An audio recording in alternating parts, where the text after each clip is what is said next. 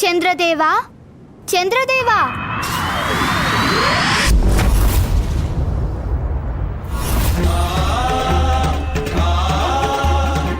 శ్రీ గణేశుడు మళ్ళీ పిలుస్తున్నారు.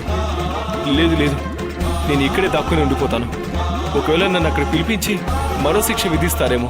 చంద్రదేవా, మీరు ఎక్కడున్నా తక్షణమే బయటికి రండి. నేను మీకు స్పష్టంగా చెప్తున్నాను, తమరి పట్ల నా కోపం పూర్తిగా శాంతించింది. గణేశుడికి నా మీద కోపం లేదా? అంటే వారిని క్షమించారనేగా?